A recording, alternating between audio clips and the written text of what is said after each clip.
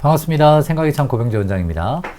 자, 지금 시간에는 2021년 4월 14일에 시행됐던 경기도 교육청 모의고사에 대한 독서편 해설 강의를 시작해 보도록 하겠습니다. 자, 우선 문학 파트는 딱히 설명할 게 별로 없어가지고요. 선생님이 독서를 중심으로 한번 여러분하고 복습을 해볼 생각인데요. 시험을 볼 때는 문제의 답을 찾는 과정이기 때문에 여러분들이 이제 시험에서는 평소 공부한 내용들을 최대한 단 1점이라도 올리기 위한 최선의 방법을 찾아 나가셔야 하고요. 복습이라는 건 이제 여러분들이 이제 수업을 듣거나 혹은 개인적으로 공부한 내용에서 문제를 풀고 난 다음에 자신의 문제가 무엇인지를 찾아 나가는 과정이라는 걸 명심하셔야 돼요. 따라서 이렇게 시험을 보고 난 다음에 시험의 결과에 집착하기보다는 반드시 그게 복습으로 이어질 수 있도록 해주셔야 하겠습니다. 그거는 모든 공부가 다 똑같아요. 지금 선생님이 이제 해설 강의를 할 건데요. 해설 강의가 갖고 있는 취지는 수업을 하는 거하고는 약간 달라요. 그러니까 지금 이제 해설을 하는 과정에서는 내가 과연 이 지문의 글 쓴 의도와 또 문제의 출제 의도를 정확하게 판단해서 읽기 과정과 선지 판단에 과연 올바른 과정으로 답을 찾았는가, 그거를 이제 선생님하고 비교하는 과정이 해설 강의라고 보시면 되겠습니다. 그래서 해설 강의 내용을 보실 때에는 어떤 작품이나 내용에 대해서 여러분들이 궁금증을 해결하기보다는 답을 찾아 나가는 과정이 과연 어떻게 됐어야 됐는가, 자, 그런 걸 진단해 주시는데 초점을 맞춰 주시기를 부탁드릴게요. 이번 4월 학평에서의 예상 등급 컷인데요. 지난번 3월하고 비교해 보면 물론 이제 확정 컷은 아니기 때문에 이제 간단하게 비교해 보면 저번에 화작에서는 1등급이 한 92점 정도로 예상이 됐었는데 한 1점 정도가 좀 올랐어요. 그 다음에 2등급 같은 경우에는 한 4점 정도가 더 올랐고요. 그 다음 3등급 같은 경우에는 5점 정도가 더 올랐습니다. 그러니까 2등급과 3등급에 있는 학생들의 학업 성적 향상이 조금 더 있다라는 거죠.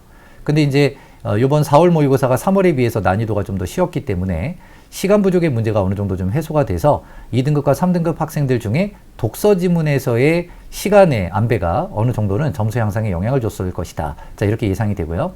근데 이제 눈에 띄는 특성은 이제 4등급 같은 경우에는 오히려 이제 점수가 한 1점 정도 올랐는데 이 점수 폭이 아주 미미하다라는 거예요. 그러면 1등급과 4등급을 보면 점수 난이도가 훨씬 더 쉽게 출제됐음에도 불구하고 2, 3등급에 비해서는 점수의 변화폭이 그렇게 크게 나타나진 않았다.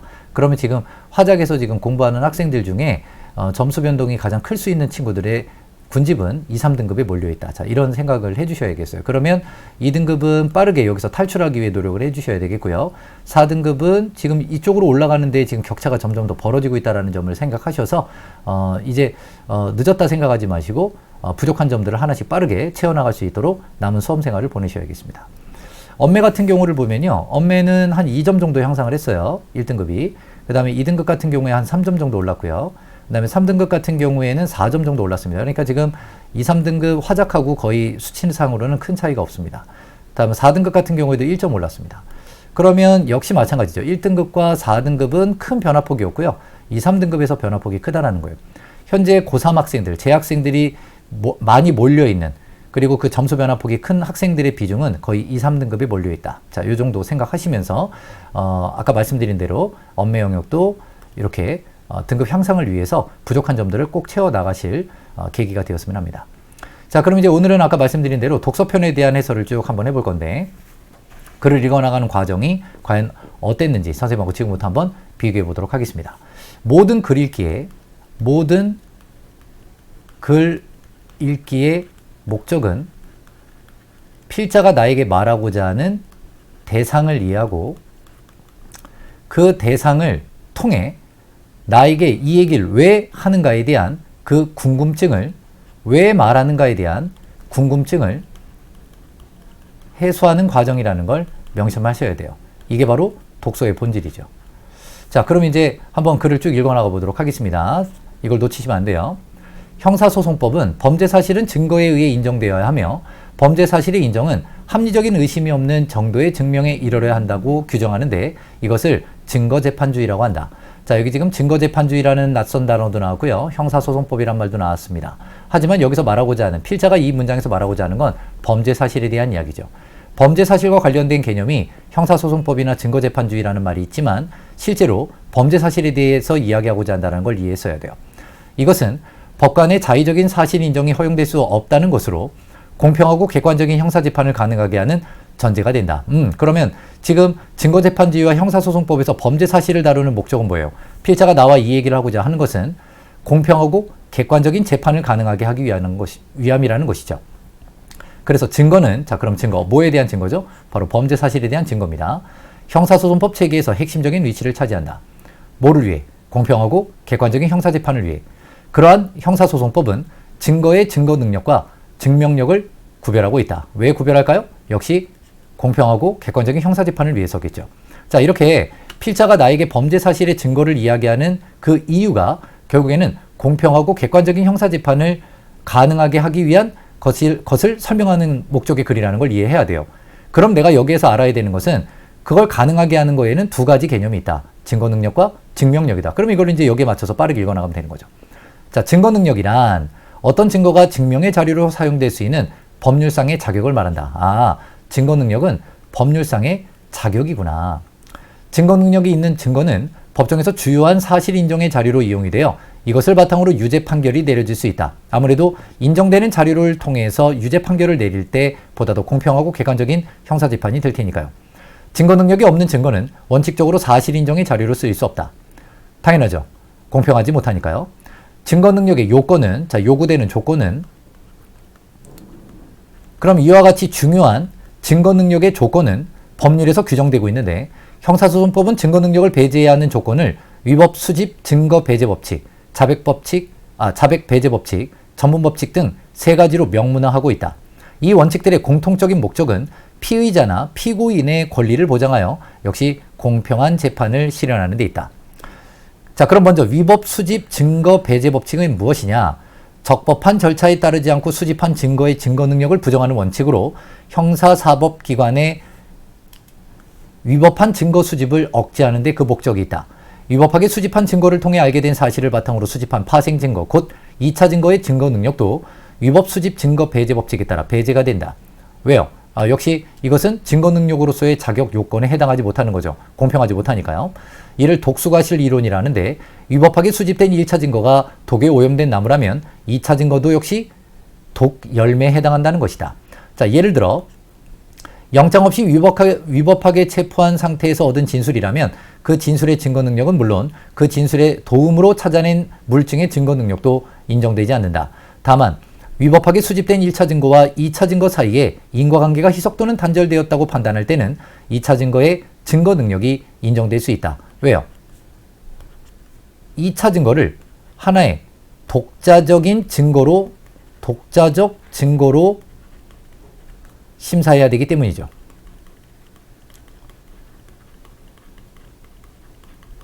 인과관계가 없다고 하는데 굳이 1차 증거로 인해서 2차 증거가 인과관계도 없는데도 불구하고 2차 증거에 대한 증거 능력의 사실 여부를 범죄 사실의 증거로 쓸 수 있는지의 여부를 제대로 심사하지 않으면 안 된다. 이 뜻일 거예요. 자백 배제 법칙은 수사기관이나 법원이 진술자의 자백을 임의성을 제한하는 방식으로 얻어낸 경우에, 자, 여기서 이제 임의성이라는 단어 우리 독서하면서 많이 나오니까 요거는 좀 체크를 해줄 필요가 있겠습니다. 자, 잠깐만요. 자, 여기 임의성이란 말이 나오는데요. 자, 임의적이다. 이게 무슨 말이냐면 임의적이라는 말은 자기의지라는 뜻이에요.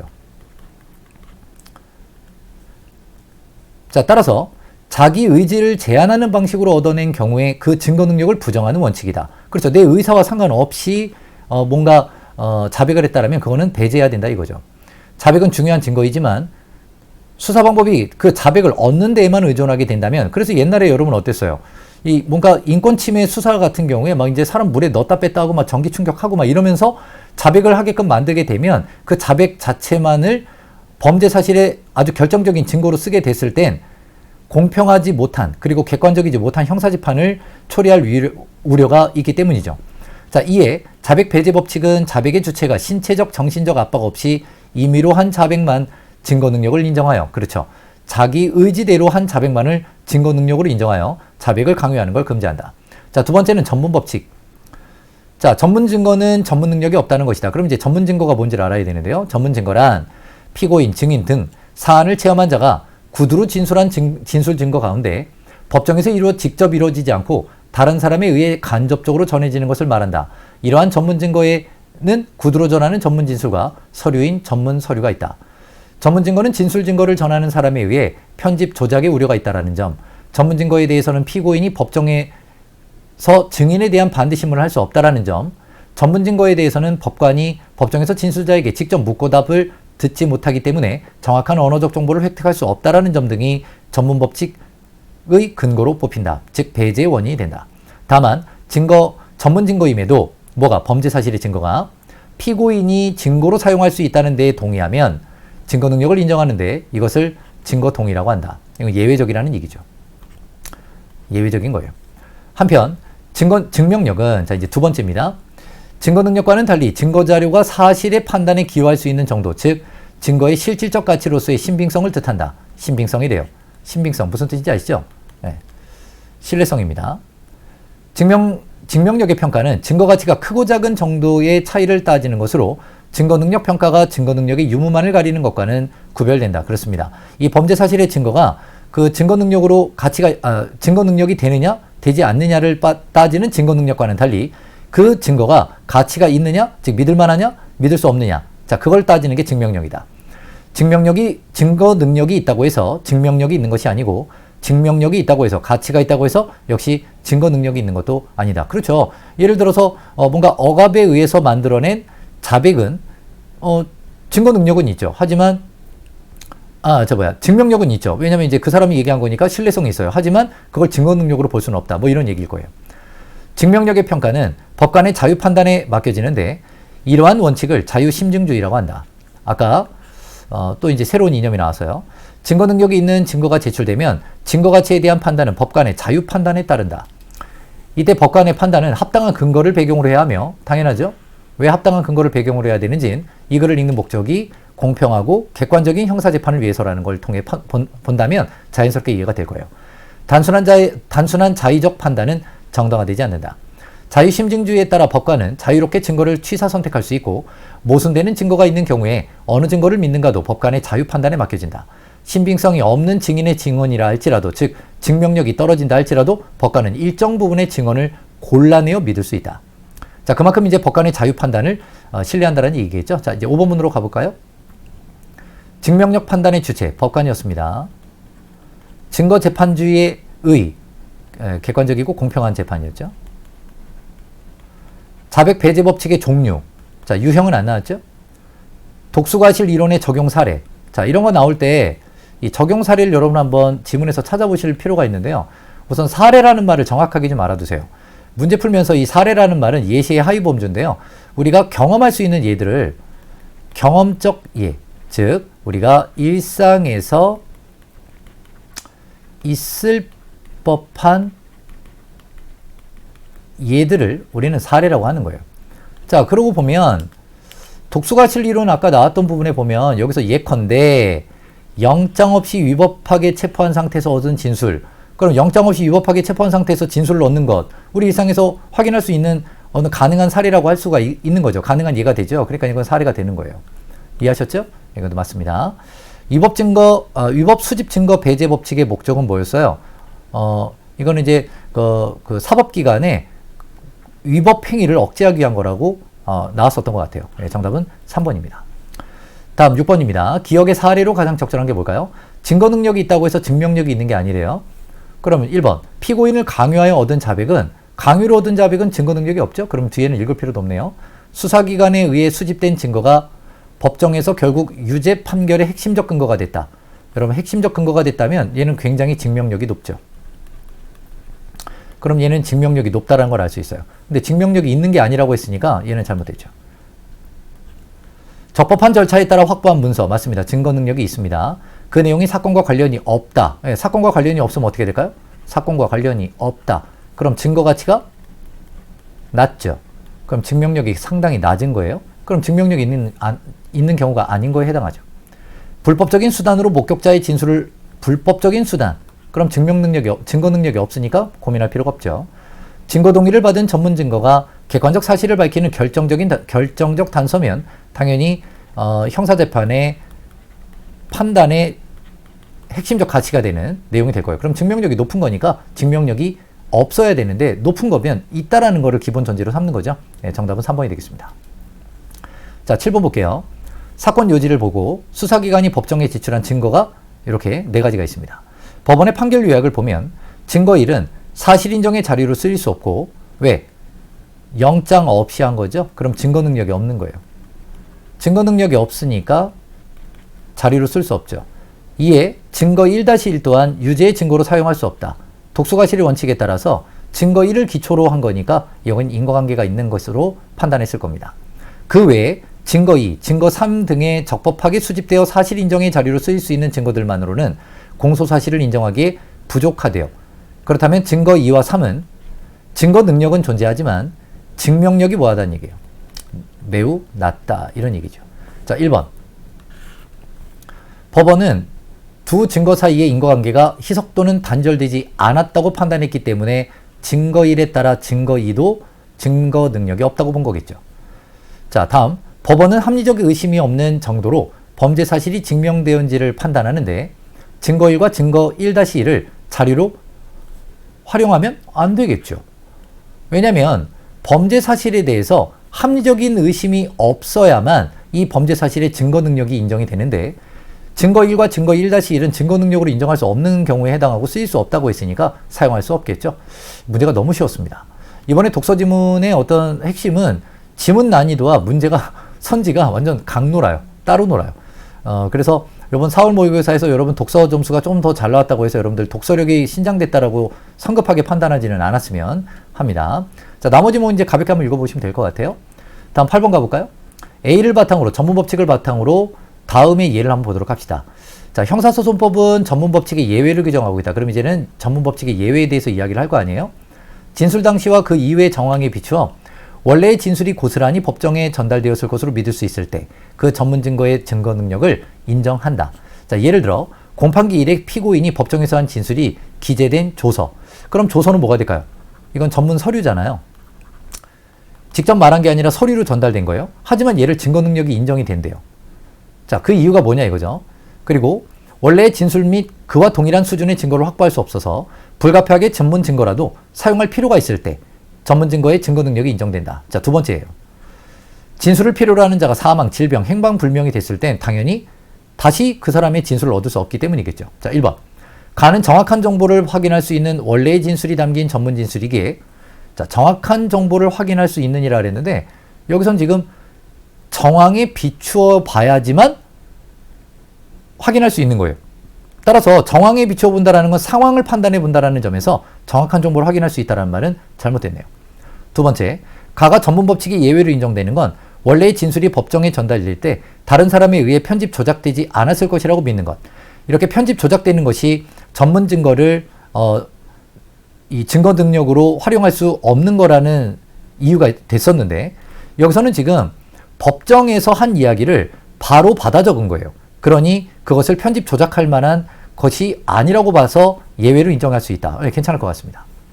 자, 나머지도 근데 확인해야겠죠. 나는 반대 신문을 할 수 없죠. 죽었잖아요. 나는 문답을 할 수 없죠. 죽었잖아요. 5번. 가와 나는 모두 피고인의 동의가 있더라도 증거 능력이 인정되지 않기 때문에 여러분 피고인의 동의가 있으면 증거 동의 원칙에 따라서 인정해야죠. 그럼 정답 2번 맞네요. 자, 9번으로 가보겠습니다.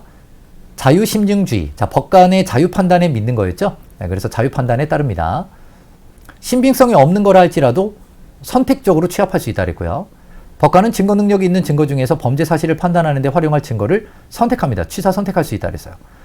그게 법관의 역할이었고요. 증거 가치가 크고 작은 정도에 대한 법관의 판단은 합당한 근거 없이 자의적으로 이루어져서는 안 되겠죠. 객관적이고 공평한 형사재판을 위해서요.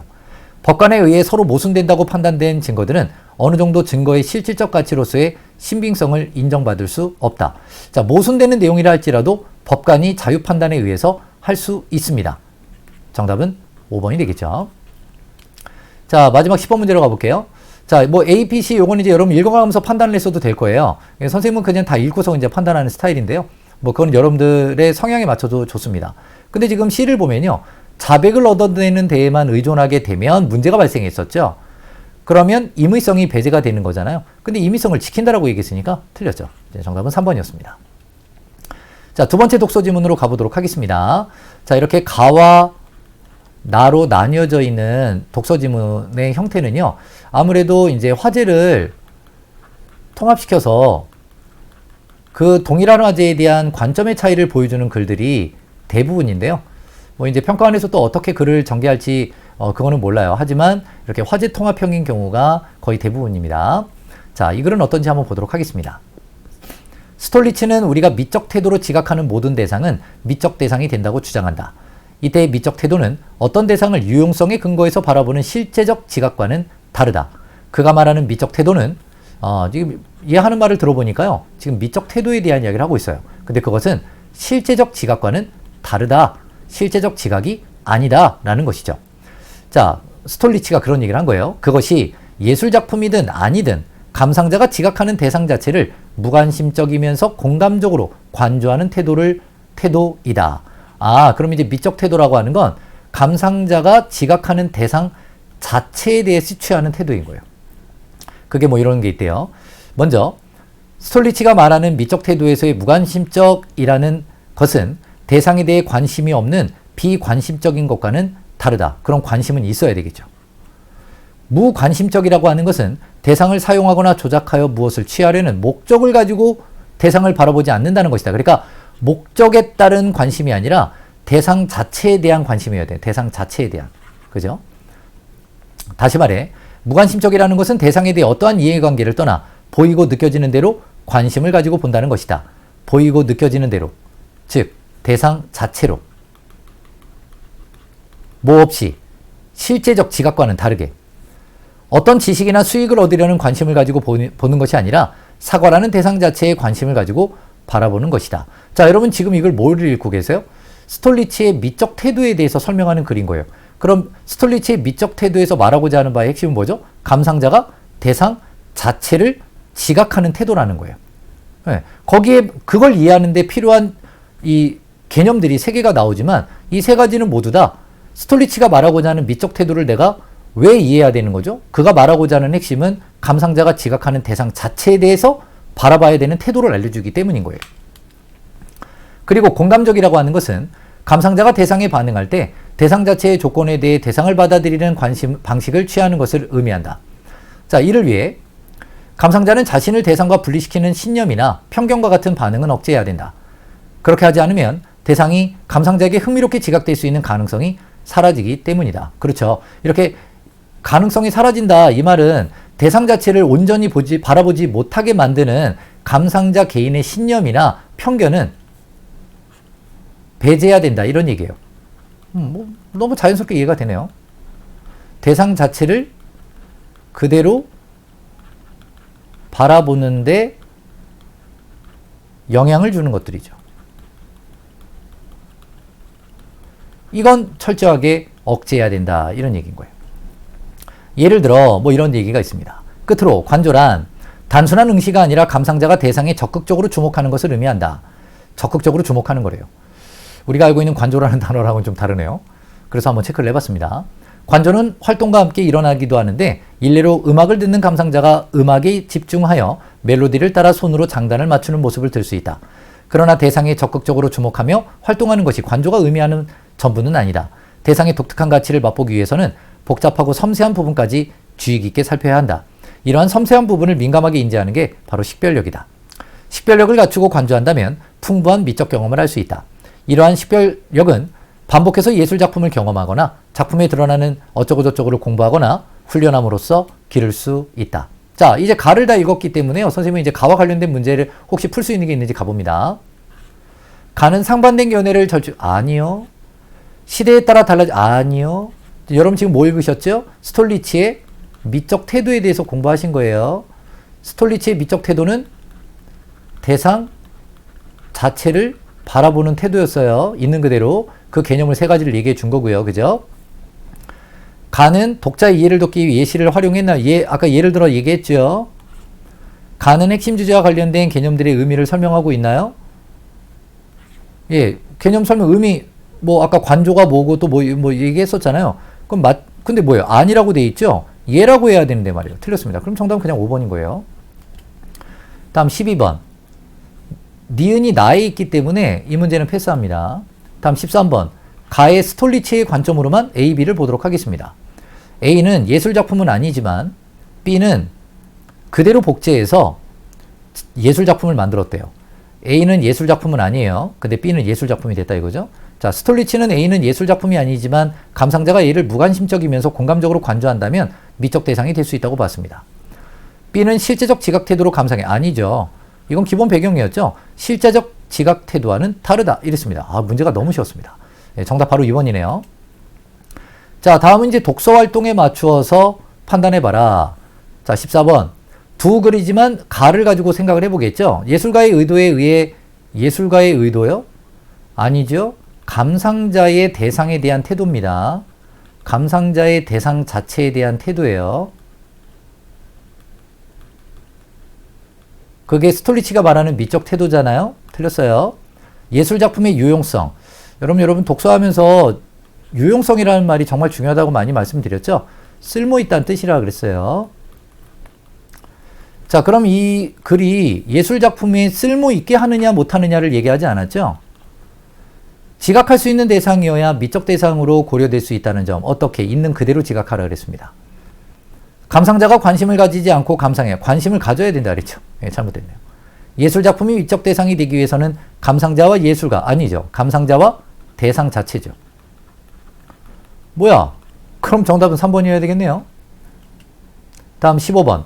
학생이 A를 해결하기 위해 가의 내용을 적은 다음에 읽기 후에 했을 활동입니다. 적절하지 않은 게 뭘까요? 이거는 선생님은 이제 A 파트 가서 그 내용 지문 다시 확인했어요. 가에서. 근데 학습도 나오고요. 반복해서 관람하는 거, 훈련 나왔고 공부하는 거 다 나왔죠. 하지만 섬세하게 읽으라는 내용은 있었지 거기에 얽매이지 말라는 건 잘못됐네요. 정답은 5번이 되겠습니다. 자, 16번. 가의 A. 자, A의 예를 볼까요? 자, A는요. 자, A를 보니까 무엇을 취하려는, 무관심적이라는 것은 대상을 사용하거나 조작하여 무엇을 취하려는, 그럼 무엇을 얻으려는 이런 거죠. 그럼 여기서는 무엇을 얻으려는, 그럼 이제 목적어와 호응하면서 얻다의 의미가 있어야 돼요. 정당한 이득을 얻다. 괜찮네요. 연락을, 잘못됐죠. 자세를 잘못됐죠. 대외 정책 얻는 게 아니죠. 음식을 퇴원 후에 얻은 게 아니라 여기선 먹다의 의미겠죠. 틀렸네요. 그럼 정답은 바로 1번이었습니다. 그래서 문제가 12번 문제만 풀면 되게끔 나달락을 만들어놔서 실패한 독서지문이라 볼 수 있습니다. 자, 비어질리는 미적 대상이란 예술작품의 속성 중에 올바르게 감상되고 비평될 수 있는 것이라고 주장한다. 자, 그럼 이제 이 미적 대상에 대해서 첫 단락에서 얘기했던 것은 이제 미적 태도를 중시했죠. 그죠? 근데 이제 미적 대상에 대해서 얘는 미적 대상이 감상자의 주관적 태도에 의해 규정될 수 없다고 말한다라는 점에서 이걸 보면서 스톨리치를 비판하고 있음을 알 수 있습니다. 주관적으로 봐야 되는데 스톨리치에 따르면 오직 예술작품 자체의 속성들에 근거하여 미적 대상을 규정할 수 있다는 객관적 입장을 취한다. 그렇죠. 예술작품 자체의 속성. 자, 이 점은 또 이제 스톨리치랑 또 비슷하네요. 그래서 그는 구분의 원리, 지각 가능성의 원리를 통해 예술작품에서 미적 대상이 될 수 없는 것들을 배제한다. 먼저 구분의 원리를 제시하며 예술가의 의도를 배제한다. 예술가의 의도가 배제되어야 된대요. 지각 가능성의 원리는 예술작품의 어떤 속성이 직접적으로 지각될 수 있어야만, 아까 그 문제에서 12번 문제인가? 거기서 이제 요것도 지각될 수 있어야 된다는 공통점 괜찮습니다. 비어질리는 예술작품을 경험하는데 지각될 수 없거나 직접 지각될 수 없는 것들은 물리적 측면이라고 규정하며 이걸 미적 대상에서 배제돼야 한다고 말한다. 예를 들어 어떤 그림에 대해 색조와 운동감이 있다라고 했다면 이것은 그림을 보며 직접 지각할 수 있는 미적 대상에 대해 진술한 것이다. 하지만 유화물감을 재료로 사용했다나 1892년에 창작됐다라고 하면 이것은 그림을 보며 직접 지각할 수 없는, 그렇죠. 직접 지각할 수 없다라는 건 결국엔 뭐예요? 그림에서, 예술작품에서 확인할 수 없다라는 것이죠. 그려져 있지 않다는 얘기일 거예요. 비어질리는 이 원리들을 종합하여 예술작품의 속성 중에 객관적으로 지각할 수 있는 대상을 밝히며 미적 대상으로서의 예술작품의 의미를 해석할 때는 오로지 예술작품과 분리될 수 없는 객관적인 속성들, 직접 지각할 수 있는 것들만. 그러니 예술가의 의도도 직접 지각할 수가 없었던 거네요. 자, 그럼 이제 볼까요? 조각작품에 담긴 특정 신을 찬미하려 한 예술가의 의도는 주관적이죠. 객관적으로 지각될 수 없는 것이, 그렇죠. 객관적이 들어가야겠네요. 예술작품과 구분되어야 되겠죠. 따라서 예술가의 의도는 미적 대상으로서 올바르게 감상하기 위한 속성으로 볼 수 없어야 됩니다. 원래 이런 문제가 난이도가 좀 있는데 시험 문제가 좀 너무 쉬웠어요. 됐어요. 끝났습니다. 자, 이제 세 번째 독서 지문 가볼게요. 디지털 이미지는 사진이나 그림을 디지털 형태로 표현하는 것을 말한다. 자, 디지털 이미지를 말하고 하나봐요. 이러한 디지털 이미지는 최소 단위의 점인 화소로 구성되며 각 화소에는 밝기나 색상 등을 나타내는 값이 부여되어 있다.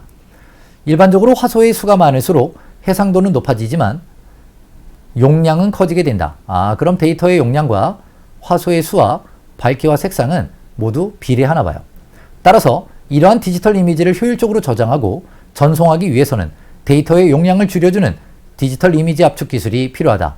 디지털 이미지 압축 기술을 얘기하는 게 이 글의 목적 같습니다. 그럼 이 글의 중심 대상은 디지털 이미지 압축 기술이고요. 이것을 우리한테 알려주는 이유는요. 디지털 이미지 압축을 통해 데이터의 용량을 뭐 하려고 하는 거죠? 줄이는 방법을 설명해 주고자 하는 글일 거예요. 맞죠? 그럼 이제부터 얘기하는 건 모두 데이터의 용량을 줄여준다는 것을 기본 목적으로 그 공통점을 갖고 가야 합니다. 디지털 이미지 압축 기술에는 무손실과 손실이 있다.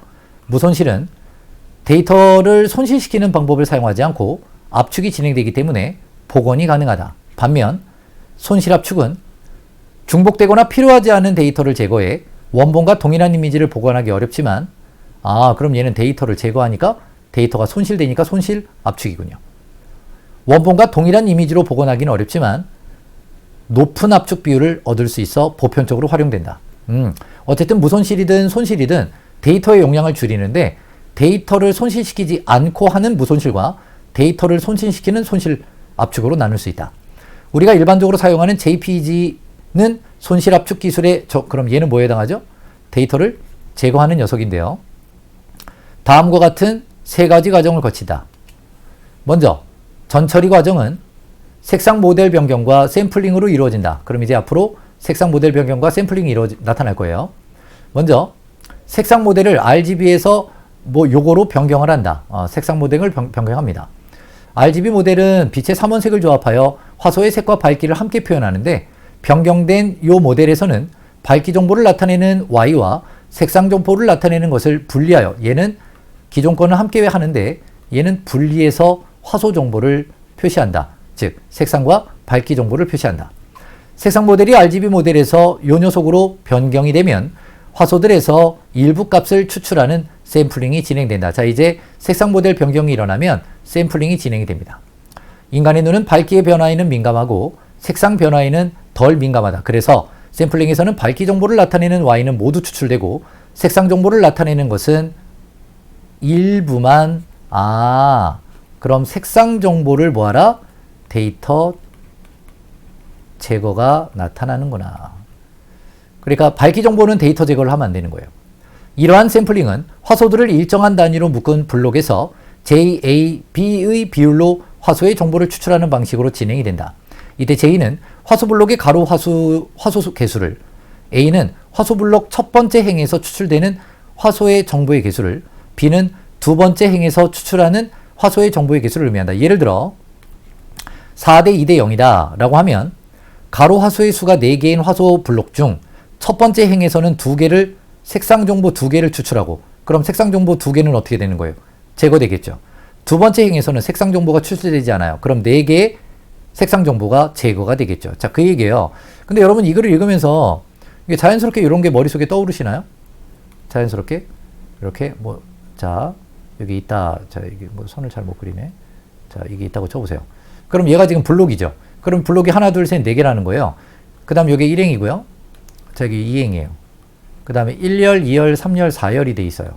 그래서 4 곱하기 2에 4 곱하기 2의 매트릭스입니다. 그죠? 자 이때 여기에서 얘네 둘은 어떻게 되는 거예요? 이 색상은 추출하고요. 그럼 나머지는 뭐 한다는 얘기예요? 제거하고요. 얘는 다 제거한다는 뜻이에요. 이게 4대 2대 0이다 이 얘기죠. 결국 4 곱하기 2 블록에 있는 8개의 색상 정보 중에 2개의 정보만 추출돼요. 2개의 정보만 추출돼요. 그렇죠. 그럼 나머지 6개의 정보는 어떻게 되죠? 네, 줄어드는 겁니다. 데이터의 용량 바로 보니까요. 화소의 수니까요.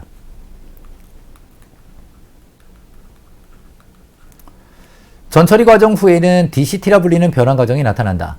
주파수로 변환하는 것이다. DCT는 효율성을 고려해 가로 8개, 세로 8개의 화소로 블록화된 행렬을 기본 단위로 진행한다. 그럼 얘는 기본이 8 곱하기 8인 거예요. DCT가 수행되면 인접한 화소들 간의 정보 차이가 작다는 것을 나타내는 저주파 성분은 행렬의 왼쪽 위로, 차이가 크다는 것을 나타내는 고주파 성분은 행렬의 오른쪽 아래로 모여. 그러면 머릿속으로 이렇게 생각을 해야겠죠. 옆에다가 이런 거 써면 좋습니다. 여긴 저주파가, 여긴 고주파가. 주파수 영역에 따라 분리된 행렬값으로 표현된다. 행렬값으로 표현하는 겁니다. 이렇게 분리된 저주파 성분의 절대값은 고주파 성분의 절대값보다는 크다. 저주파가 더 크대요. 얘가 더 크다 이거죠. 행렬값이. 다음으로 양자화 과정을 거친다. 양자화 과정에서는 DCT로 얻은 행렬값을 미리 설정된 특정 상수로 나눈 뒤 반올림하게 된다. 이때 저주파 성분의 행렬값은 작은 상수로 나눈 뒤 반올림하지만 고주파 성분의 행렬값은 0의 값으로 만들기 위해 큰 상수로 나눈 뒤 반올림한다.